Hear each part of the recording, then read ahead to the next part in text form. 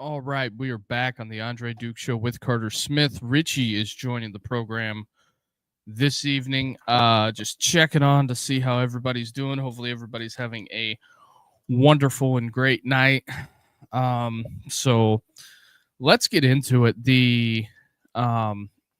Richie is going to join in a few, but we have people talking about delaying of the betting rule.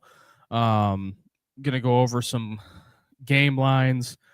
We also have the race in the Big Ten. What's going on there? So there's that. I think that for kind of all intensive purposes, the Big Ten is pretty much, I think, ironed itself out to where it's a two-team race. To be honest with you, I think that for the most part, I don't know if they're going to be able to fix what's going on as far as the Big Ten and things of that ilk. I don't know if they can fix that because, in my opinion, I think that, both conferences, the SEC and the Big Ten, they have middle of the pack issues, if that makes any sense.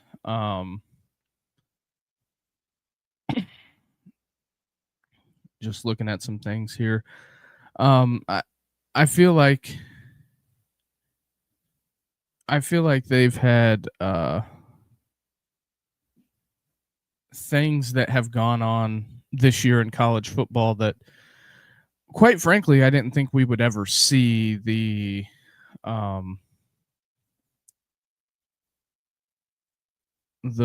big thing that I am kind of on is, who would have thought the Clemson thing would have fell apart like it did. Also, we have the World Series going on. We got quite a few events going on tonight. Jacksonville State taking on Middle Tennessee. Some of those type events. A little CUSA action. Although I think I have some... I think I really am on to something here that I feel like the NFL is going to start playing games on Tuesdays and Wednesdays because just for the simple fact of it creates a new TV window. But Richie's going to be joining here soon.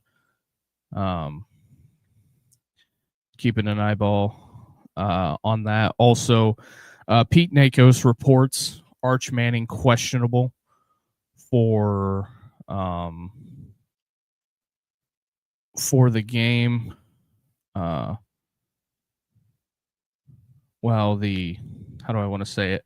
The game on Saturday. This is something that typically goes on.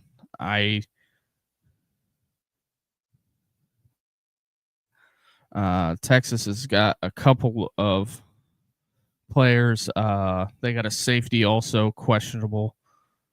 So there's that. Things are heating up on the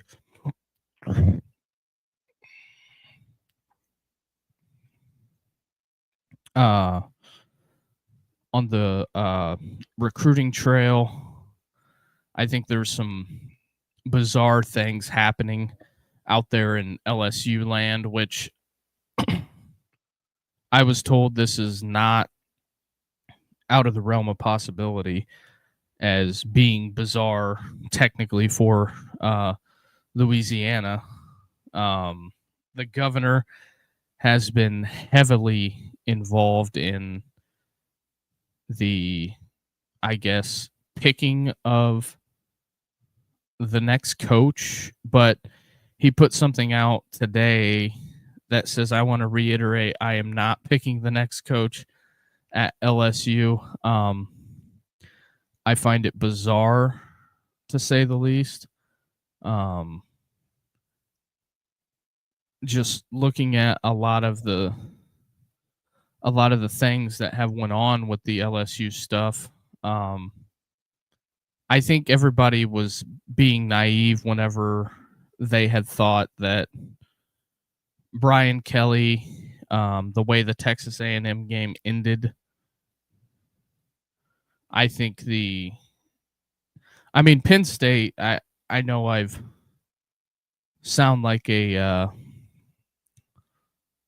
sound like an like a like a repeat machine, but Penn State really kicked this whole thing off. The whole coaching thing. It's kind of to the point with the Penn State stuff to where I don't think it got blown out of proportion, but they kicked the carousel off for all intents and purposes. Um, Also, the Blue Jays are leading the Dodgers right now. Also, from the Tuesday night matchups in Conference USA, UTEP loses at Kennesaw State, and James Madison takes care of Texas State. But yeah, we're just waiting on Rich to join. But I guess we can get into the worst case scenario. If Arch doesn't play against Vandy, what does the Texas offense look like? Let me get some numbers here.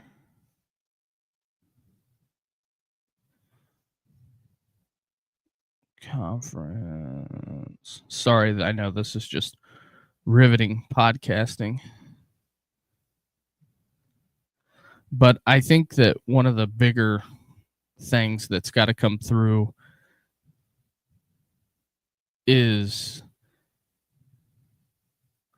it going to be a game that Texas wins, or is it going to be a game that Vanderbilt loses?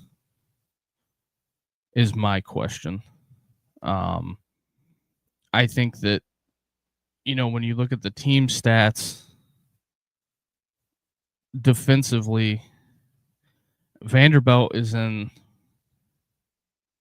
number 6 in team defense as far as points average. They don't give up 20 points a game. I think the game they've given up the most points was when they played Alabama at Alabama.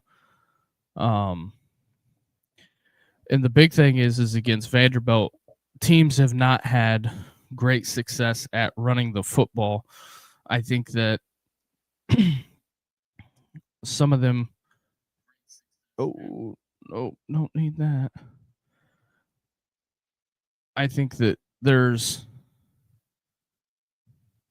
some things that they can't not do. I think that when it comes to Vanderbilt on offense, they're in the top echelon of the league. They are doing better on offense than what Texas is. Texas is averaging 375 yards a game. Vanderbilt is at 433. So Diego Pavia's got him cooking as far as defensively or offensively. And I don't know where the bottom falls out on this. It's just kind of in the dumps, really. Vandy is a dog in this game also. Let me get it pulled up. Texas is a 2.5 point favorite. Over under in this is sitting at 44.5. If I was to bet dollars and cents on this, I would roll with probably the under. If you have no Arch Manning, no starting quarterback, it's really tough to throw that throw that out there. So there's kind of that. Also, some other riveting games. Richie getting ready to enter the fray here. Just give me a thumbs up when you're ready to rock and roll, Rich. All right. Rich, what's going on, my guy? What's up, Duke? Not a whole lot. Just going through it here. Just going over the Texas Vanderbilt game. And then we'll talk about LSU and the 2014 playoff, and we'll get out of here. It'll be a quick little show this evening. Yeah, no worries, no worries. So I guess we'll lead with LSU. I don't know how close you've been following that, but the governor came out and had to issue a statement to reiterate, I am not picking the next coach at LSU. Is this not very fascinating? What does that tell you with the last hire? Allegedly, Pete Nakos put it out there. I don't know if it's still up on Nakos's Twitter, but it's very bizarre. A little bizarre. It's now I'm trying to find it. Let me see if I can find it. If it's still up on his Twitter, but Arch Manning is questionable for Saturday. Ooh. That's gonna be a tough outing for Texas. Who's their backup? I don't even know. I would have to look. So here's the tweet originally. Pete Nakos put out new Louisiana Governor Jeff Landry says AD Scott Woodward will not be hiring the Tigers' next coach. Woodward was responsible for hiring Jimbo Fisher at Texas A&M and Brian Kelly at LSU, so he is in charge of the two biggest buyouts in college football history. Wow. And then Pete Nakos retweeted that 2 hours ago from an industry source at On3 Sports that says, "What the hell is going on at LSU?" It's a mess down there, and that's for a long time. How good LSU's been the last. I don't know, for as long as I've been following college football. What a mess, man! What a mess since Saban. Yeah, I guess Les Miles. I wouldn't say it was a mess with Saban or Les Miles. I mean, Les Miles did win a natty, but what the hell, man? Yeah, that's where I'm at. And then also Nakos retweeted it 3 hours ago. Governor Landry possibly just shared how much LSU is willing to pay its next head coach. Right now, we have a $53 million liability, and we're not doing that again. I'm just now seeing the ticker on CBS Sports. I think the TV heard you, Duke. Yeah, I don't blame them. That's going to that's setting the program back at least 3-4 years in the NIL era. And then also, this is not out of the realm of possibility either. Nakos again knew Ed Orgeron wants to return as head coach at LSU. He said, "I'd love to. Are you kidding me? I just got to get in my truck and I'll be there today." Hey, I'd love to have Farmer Fran down in the bayou. I don't know, because they could probably get Orgeron on the cheap. I don't know if he could come in and bring stability to the program. It sounds like the LSU thing is quote unquote a dumpster fire.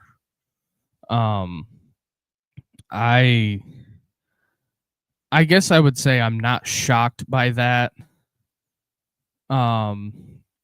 Also, in other news, there's a lot of buzz going on around Heartline. I said it 3 weeks ago when they fired Franklin that Brian Hartline should be a definite candidate for Penn State. Um, Penn State taking a deal, and then also Josh Pate just posted a screenshot 54 seconds ago, and it says mobile Governor Landry calling his iPhone. Don't know if that's true or not, but Pate put that on Twitter. Wow. What is the move here? Because college football, I think, for all intents and purposes, is pretty much losing its mind and just firing everyone. It just like it is on the Twitterverse. I mean, it's actually coming to fruition. Fire everybody. If you don't meet the expectations, your ass is out. And it's unfortunate. I mean, I feel bad for Franklin because of how he led Penn State to the playoff semifinal. I think he got a raw deal. Granted, he's 1-15 against top 10 or top 5 teams, top 10 teams. Franklin's a good coach, but he can't always get over that hump. I did see something today that good old Blacksburg might be looking to hire him. I don't know what. Here's where I stand on this. If you're James Franklin, what's the incentive to go back? Yeah. I think true. That here's the thing when it comes to from where I'm at on the coaching searches. I don't think that, I hate to say this, but I don't think James Franklin is going to be at Virginia Tech. I think it's Shane Beamer's job until it's not. That's just my personal opinion. That makes sense too. But when was the last time Va Tech's been good, dude? The Michael Vick era? Beamer Senior. Yeah. So I think that when it comes down to it, it ruffles a lot of feathers. I think that the South Carolina thing, like I said last night, it'll mutually part ways and there won't be any monies exchanged. It allows South Carolina to bring in someone new. I think it's one of those, both sides are tired of each other, to be honest. Yeah. There's a lot of speculation about Summerall at the LSU thing. I don't know where Brian Kelly lands or if he lands anywhere. I think he'll end up on TV with Saban. I think he'll end up on TV for next season. Then 2027 season, somebody will reach out and try and make an offer, make a play for him. But who that could be? Time will tell. He's 60. He'll be 65 going on 66. That don't matter. He's such an egotistical guy. He'll do whatever. So he'll demand money and somebody will pay it. And also getting back to the LSU thing, I think it doesn't help that LSU is under the microscope on this deal. And I think they're the number one job open right now. And I know that CAA, Sark's agency, came out and issued a statement that says, you know, the Steve Sarkisian stuff to the NFL is not true. And they said a lot of things that it's not true, blah, blah, blah, blah, blah. I take that with a grain of salt when it comes from the agents, because the agents for when it comes to coaching searches, they control the narrative. Oh yeah. And if a school really wants to hire somebody, they'll float names out there that have no interest or get pulled into it. It's like Marcus Freeman with the Bears job, Ryan Day with the Bears job. They kept getting linked to that. What did they do? They got raises out of it. So Correct. I don't know if this is Sark trying to get a raise out of Texas, but I don't know also if he loses to Vanderbilt with no Arch, it's going to get loud in Austin because of all the resources they committed. He had to come out and vehemently deny that we spent $40 million on the roster. What, 33 and a half isn't 40, but I don't know what's the real roster number, because the schools eventually are going to have to release that. Yeah, I mean that's some of those schools are they're state affiliated. Those are state agencies. You gotta show where the money's at. And I don't know. I just don't know where the bottom falls out, because, you know, LSU is a proud program, and I think literally they give you every resource in the book. And, you know, for the first 3 years, Brian Kelly was on pace to win just as many games as Saban.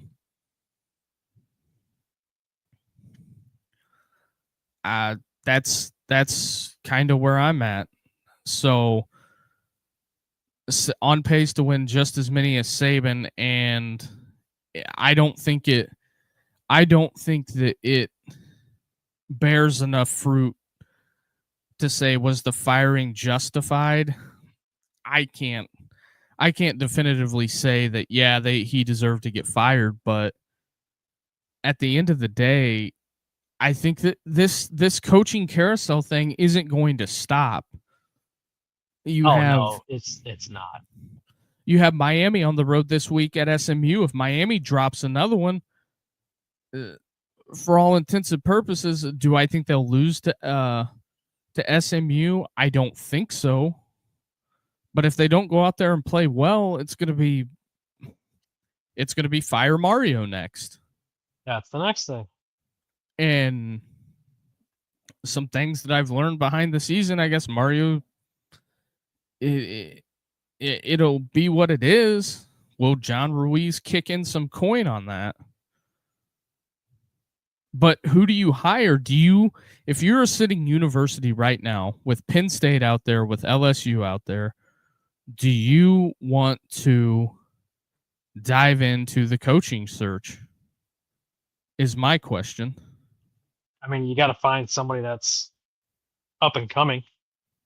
I think the universities may go the youth approach.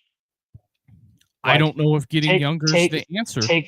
Take for instance, Golish out of USF. I'm telling you, I think if they can pull off getting the American Conference championship this year, his name's going to be floating around the offseason for what he's done down there at South Florida, flipping that program from maybe winning 0. I think they might have won like 2 or 3 games 3 years ago, to being, I think they're being ranked this year.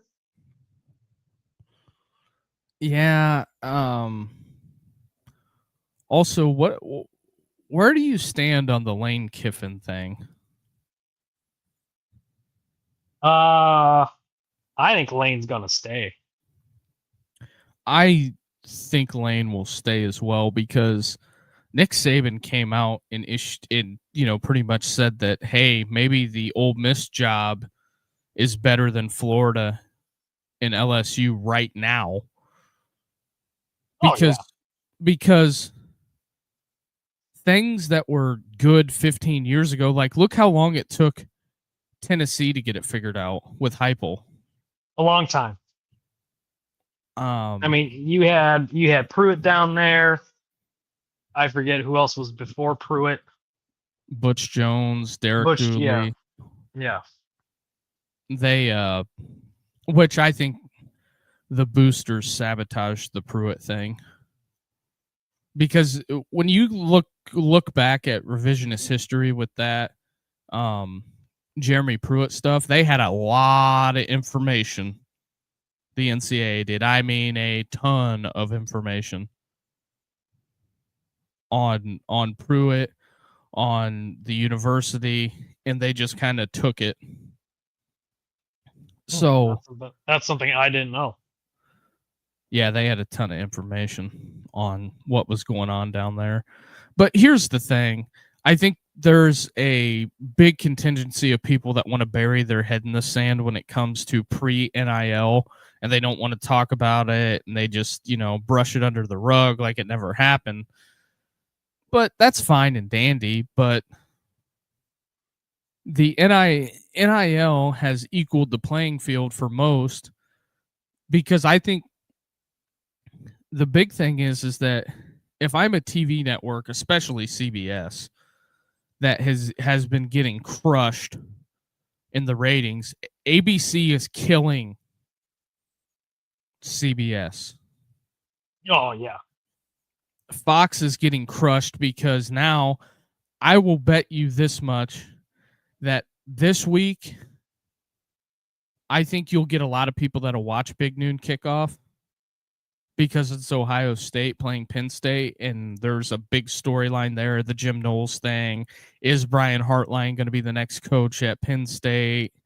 You have all those storylines, and plus Ohio State has two of the best college football players in the country. I think that, but is that a bigger draw than a ranked matchup versus Texas Vandy? I don't think it is, Duke.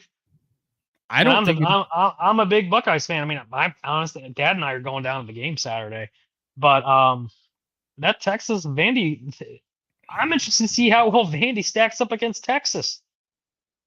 And looking at it on paper, Vandy's offense is better and their total defense is better. Yeah, I mean, we're talking Andy possibly getting the SEC title and getting in the playoffs. Could you imagine what numbers it would do if you had Vanderbilt, Ole Miss, in the SEC championship? Lane Kiffin, Diego Pavia, the week leading up to that, it'd be something we've never seen for a long time, and ever. And just think of it this way: the two starting quarterbacks would be transfers from Diego Pavia, junior college, New Mexico State to Vanderbilt, Trinidad Chambliss, Ferris State to Ole Miss. I mean, it's quite the storyline, dude. I'm just saying that I think that the storylines, it would be a made for TV matchup. I mean, it would be it's a lot of things there. Also, I think it's very fascinating that Virginia keeps on winning. Exactly. And I couldn't remember when Virginia was worth their salt. I can't even tell you. No, but probably it's been a long time. The Barber Boy days. Yeah, that's what I would say that was the last time that they were legitimately powers. But think of it this way, since we were talking about TV. You kick the day off at noon, Vanderbilt, Texas. Right? 3:30 you get Florida, Georgia, and then 7:30 Oklahoma, Tennessee. Those are three big games. Huge games. Now, what do I think will be fascinating about Florida, Georgia is I think Kirby's going to run it up on Florida. He's going to pull an Urban Meyer on Florida. And I mean, he was Billy Napier was on staff at Alabama when Kirby was, so I think that Billy got a raw deal. Not a lot of the Florida fans will agree with me on that. But at the end of the day, you have instances and things like that happen. And also a late night matchup that I'm keeping an eye on is Utah-Cincinnati. Cincinnati traveling on the road to Utah. And this is a pretty big game that's going to shape the Big 12 as well. Yeah, I mean, seeing Cincinnati being ranked this year after an abysmal year last year, who would have thunk it? The other thing that was really going through my mind when we were talking about matchups is, what if we were to see a playoff matchup? Honey, put them on. Sorry, Duke, I got the Bears in here bugging me. Oh, The Indiana playing Vandy in the playoffs. oh, that would Who be. who who? I'm just spitballing here. Who would have ever put it on their bingo card? Indiana Hoosier football, Vanderbilt football playing semifinal round for just for shits and gigs, for a chance to Well, go to the Natty, like just something like that out of the blue. Like that's what I've been saying for the last couple of years. Like what you just said, the NIL has leveled the playing field out for everyone now. It's on the level of somewhat of kind of like the NFL level and of parity. and here's another fascinating thing. I'm looking at the line. Well, not so much the line, but the get in price. Florida State, Wake Forest tickets, and it's at Florida State. Tickets as low as $8. You can't go to Taco Bell for that cheap. So I'm pretty much standing on with this being the most fascinating year, and I would have thought Hugh Freeze was going to meet his demise. Oh man, I got one. Rich, can you hold this down for like five minutes maybe? What do you want me to talk about? Talk about the top 25. Give me like 5 minutes. I got somebody at the door real quick. I'll be right back, I promise. Let's go from top to bottom. Ohio State, they're playing the Nittany Lions without Franklin. To me, seeing Penn State not ranked this year, I told my dad, "Hey, Dad, this is going to be a top 5 matchup when we go down." And sure enough, it's going to be kind of an ass whooping. Indiana playing the Terrapins of Maryland. 90% chance, 90.4% chance IU takes that game. I look to see Signetti just beating the brakes off of Maryland, hanging up 60 because Fernando, what's his name? That kid's playing lights out. The topic of conversation with him is the Heisman. He's the favorite to win the Heisman this year. I wouldn't be surprised if Indy keeps winning, he hoists that trophy in December. A&M, who they got this week? Ooh, Mizzou. Now that might be the most underrated matchup under the radar for this weekend. Number 3 Texas A&M at Mizzou. Can Bo Prabula shake off last week's game against Vandy? Is the ultimate question.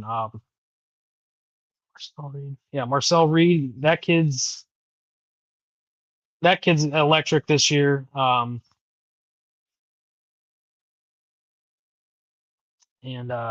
Hardy from Missouri is going to have a tough matchup with that Texas A&M defense. So for me, I think Mizzou gets the upset this weekend. They're looking at on ESPN 45.3% chance of winning that game. Let's see what else we got here. Georgia, we were just talking about Georgia and Florida. Georgia's just kind of hanging up. They're gonna just put them to sleep. Sorry, folks, I got a little one that's needing my attention. Let's see what else we got here. Oregon, they're at Iowa. I'm back. You're back. Okay. Yeah, sorry about that. Oh, you're fine. So I guess since you mentioned it earlier, you're going to the game. What is your sentiment about going to see a lesser Penn State play Ohio State? It's gonna have a different feel, dude. The last, I went to 19, 21, 23. So I've done the last three Penn State matchups with my pops. It's always been a ranked game. And this year I was thinking it was gonna be, hey, yeah, let's go down to Penn State. It's gonna be a top 5 matchup. Little did I, hindsight's 2020 is Franklin getting fired. This might be a shellacking come Saturday. Oh, I think the offensive coaching staff at Ohio State, because of the Jim Knowles leaving, I think it was one of those things that I think that they don't forget. No. And well, Ryan, he'll be petty. He'll show Knowles how he means business. Yeah, so I don't think, like, it's like last year when he scored that last touchdown against Indiana. I think that that's something that's there. So what did I miss? Joe, you missed LSU being a complete dumpster fire. Basically the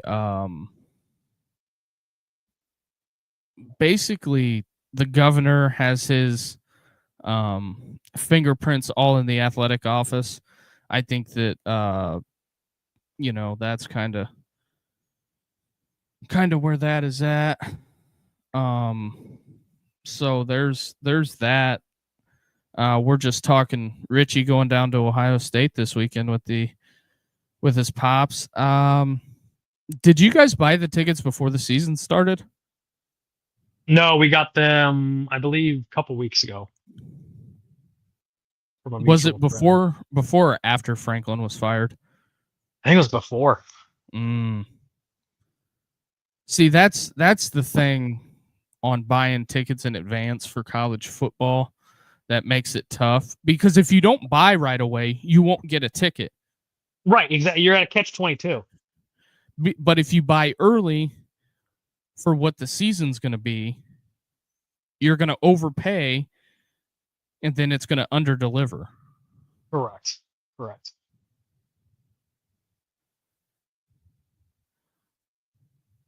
Yes, Joe, he is involving himself heavily in everything.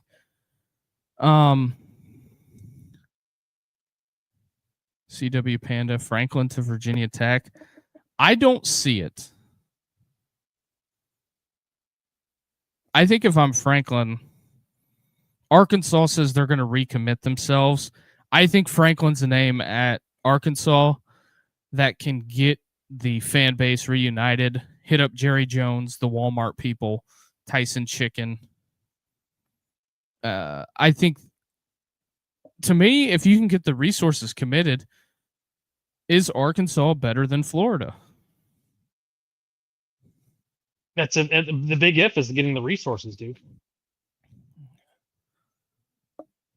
What about Franklin to Whiskey? If I'm Franklin, I don't go to Wisconsin. That's just. I don't think they're going to fire Fickle. You don't think they will? No. I think when the athletic department issued the statement of we need to recommit to building NIL, I think that's what sowed the fate for Wisconsin. I really. Yeah, I mean, it clearly, it's the writings read between the lines. They're committed to Fickle, and I think they're going to give him another year. I think that's the wrong move. Right, wrong, indifferent. I think it's a move that they can't I don't think Wisconsin can financially get through the muck here. No. It's like what's that movie, Fear and Loathing in Las Vegas? We got to wade through the muck here with Johnny Depp. I've never seen that movie. You need to watch that movie. It is interesting. Oh, dude, it's that basically, without giving too much of it away, basically Johnny Depp plays a reporter and him at Benicio del Toro is his attorney, and they just drop a bunch of acid and drive to Las Vegas and do a bunch of drugs. It's a very interesting movie. Yeah.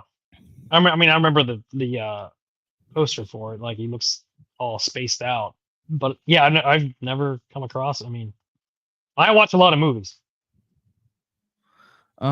Joe says, what about Fickle wanting to leave? He's not getting much backing from the university at this point.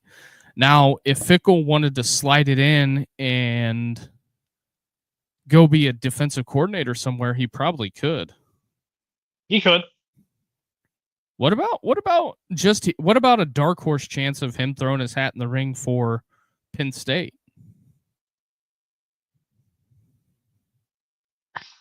It would be a tough sell to the fans because he had a losing record. But again, he's at Wisconsin. Resources are limited. Penn But State, I think they have more resources at Penn State than they do Wisconsin. Right. No, that's what I'm saying. Like, I don't know. It's a tough one, man. I don't know. Because why I bring that up is that it's. I mean, okay, let's, all things being real, Wisconsin and LSU are not playing the same sport. They're not on the same plane here. You look at LSU that has tons of institutional fighting that's going on. Penn State is stable, but I think there's people that want their hands on that program. Mm-hmm. And I think that's why Franklin stayed there so long. Because some people at Penn State want control of the program. Now, I think that the Penn State folks got told to stop mentioning Lane Kiffin because I think that somebody from above at the university told them, hey, don't be throwing people out there, because they're trying not to do what Florida's doing. Because there was a lot of engagement farming when it came to Lane Kiffin, and there was a lot of things being said, a lot of promises being made. And I think that that is ultimately why the Kiffin stuff to Florida was so loud. So I think they have a fan base that's excited for Kiffin. And they're not going to get him, essentially. No, it's going to give the entire fan base and university a big letdown if it doesn't materialize. So you're right back at square one. Somebody the boosters don't want and somebody the fans don't want. But also, I brought this up yesterday. What Joe says Kiffin would be interesting fit if him and Penn State agreed to. I think it would be a terrible fit. If Kiffin went to Penn State. Yeah, because here's the thing. From everything I've heard from the people that live in Oxford, especially like Neil from MPW Digital, is that actual beat writer for Ole Miss. The way he describes the things with Kiffin is that Lane comes in, does the press conference, leaves. There is no Lane Kiffin going and shaking hands and doing all that stuff, like lighting the Christmas tree in town, doing all of that quote unquote family stuff. And some coaches will do that. They will shake the hands of everybody and do that whole thing. Lane Kiffin isn't that guy. And Nick Saban wasn't really that guy either. Like, it's puzzling to me the fact that we have all of this going on, and I think Florida thinks they would be getting one guy when realistically they're not getting him. And I think that's where the bottom falls out, because the fan base is going to be pissed when you don't get Lane Kiffin. Oh yeah, they're gonna, because yeah, that's what the fans want. But little, I mean, but what do they know? Well, here's my thing too. Well, what if Penn State doesn't get Matt Rule? You think Rule leaves? If I'm Matt Rule, there's no way in hell I'm leaving Nebraska. No way.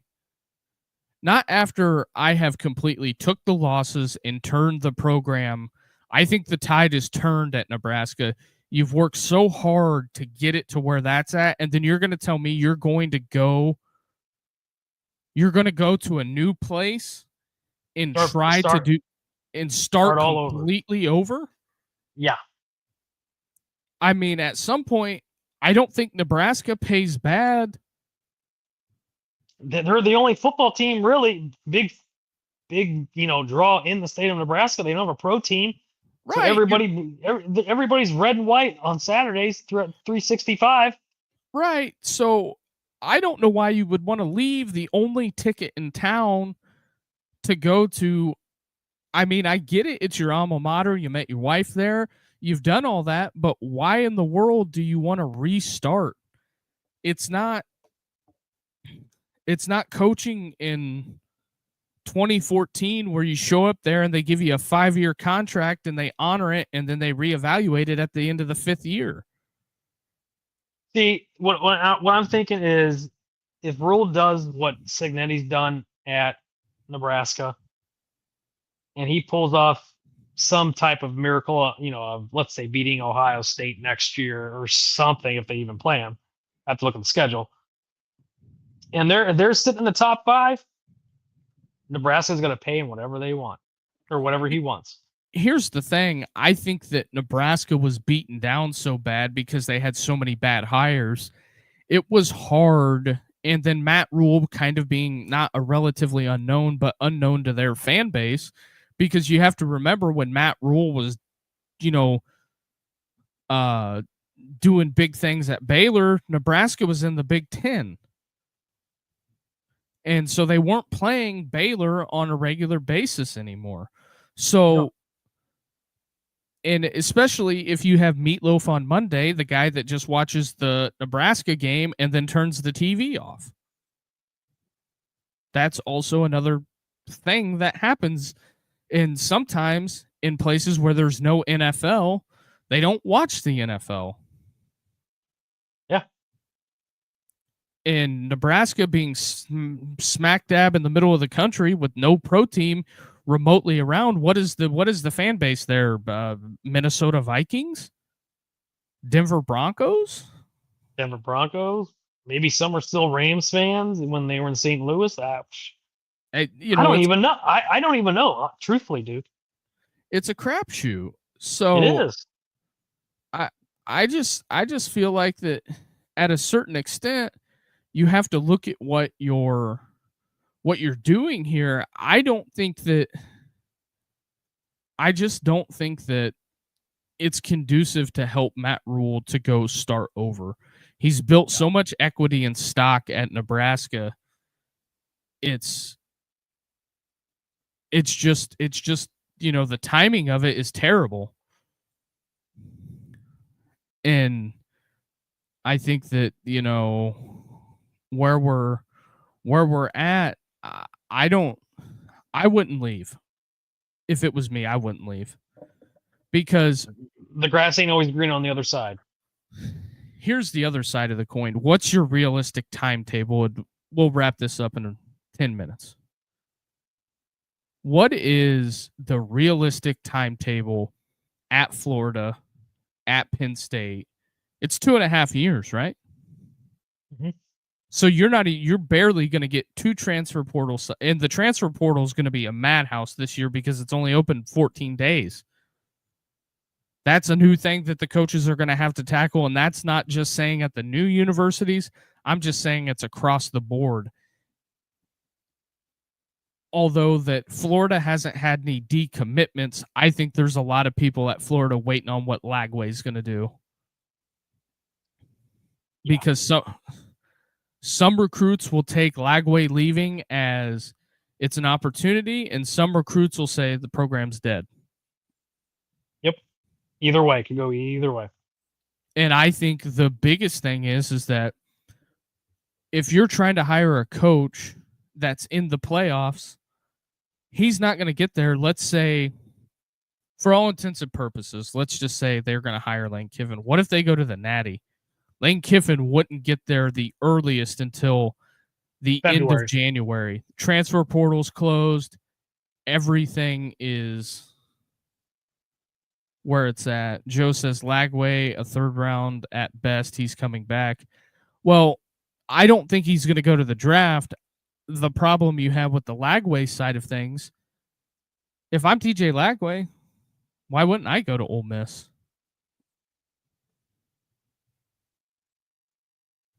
Good point.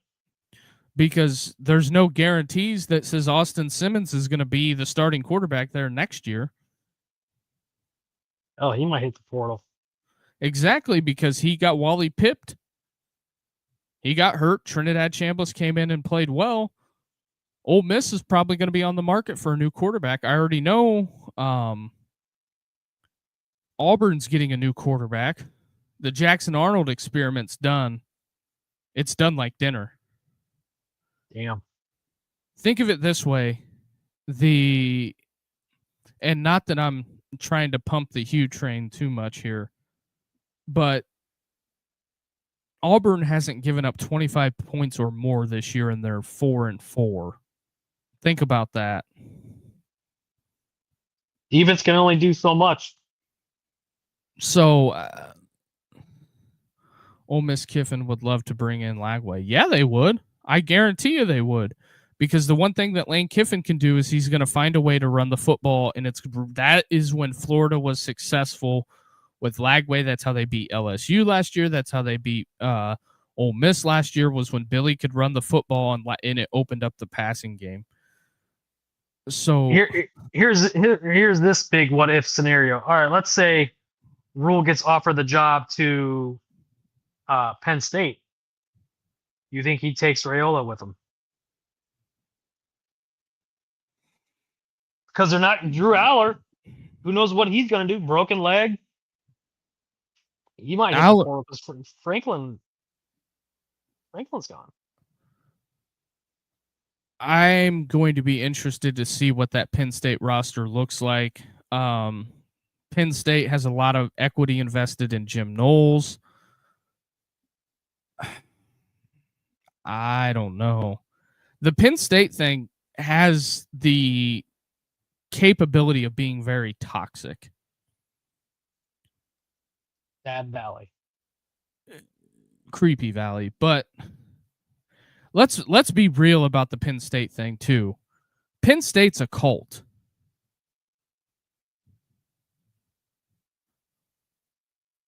Yeah. Outside of that, because they have, in your dad's lifetime, Penn State has had what? Joe Paterno, Bill O'Brien, and they've had 3 coaches. 3 coaches, that's out, yeah. That's the same as the Pittsburgh Steelers, and they're the gold standard. Yeah, Chuck Noll, Cowher, and Tomlin. That's it. That's it. Joe's throwing out. What about that? Would be interesting. Schiano to Penn State? Stop. Really? Is he on the cusp of getting fired over there in Piscataway? No. They're never going to do anything to him in Piscataway because they've only ever won with Schiano at Piscataway. Exactly. I mean, it would give him one more big challenge. That would explain Urban Meyer being up there campaigning for Schiano and Dan Mullen. But then again, I think Mullen Mullen goes back to the SEC, could you see, because UNLV is having a pretty good year, do you think the people at Arkansas pull the trigger? I mean, he was successful at Mississippi State. I get it was a different era. Oh yeah, he knows the conference. But do you go with a retread? Oh, it's rinse and repeat in the SEC. Well, I mean, also you have Jeff Levy floating out there. I mean, Neil brought that up one day and he got absolutely crucified on Twitter about it. He said something to the effect that Levy was throwing his name out there, and he said if you made me try to prove it, I couldn't, but that's what I'm hearing, and there's no reason for him to lie about that. But here's the other thing. Mississippi State is at the bottom of the conference and spending resources, and Jeff Levy is kind of winning games there.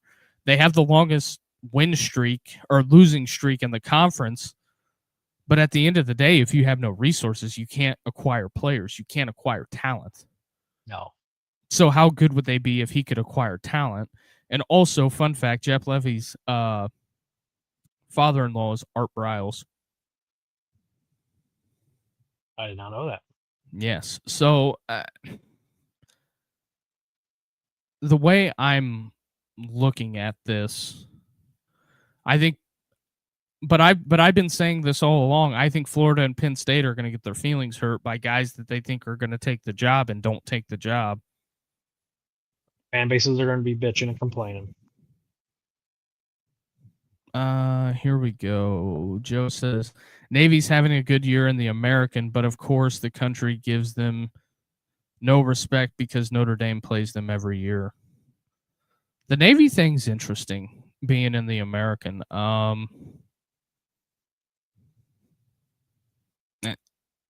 Gotta respect the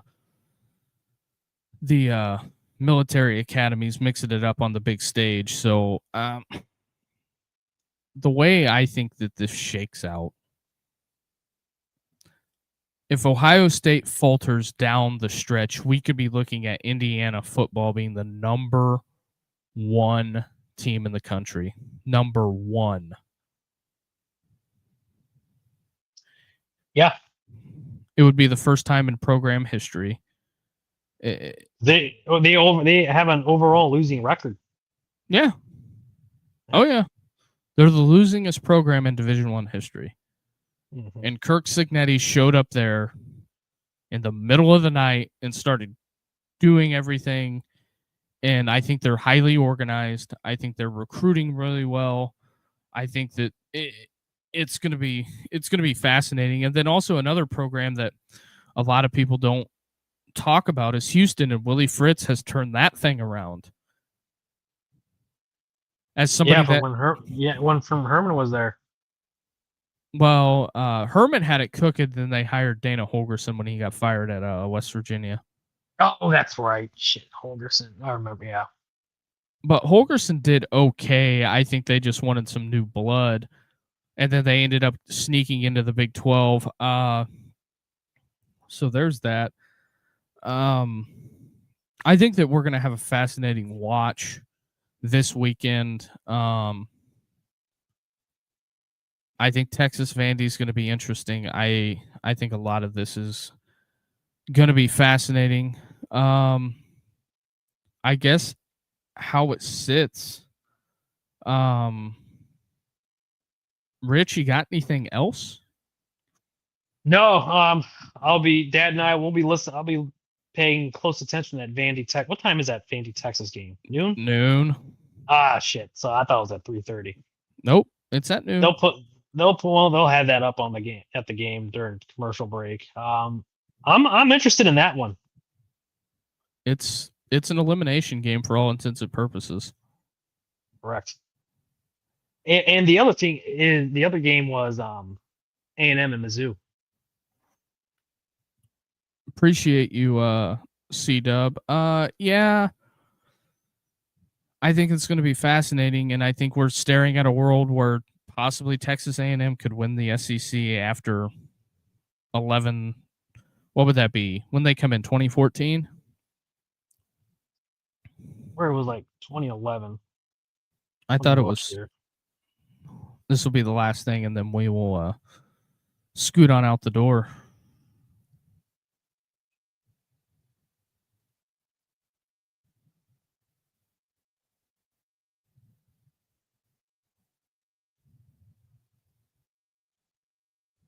Bear with me.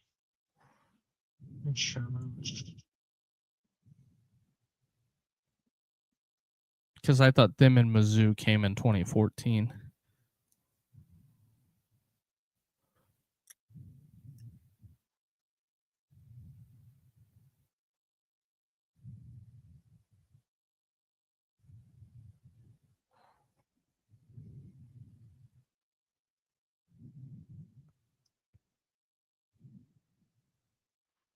$2012 they joined. July 1. Oh, wow.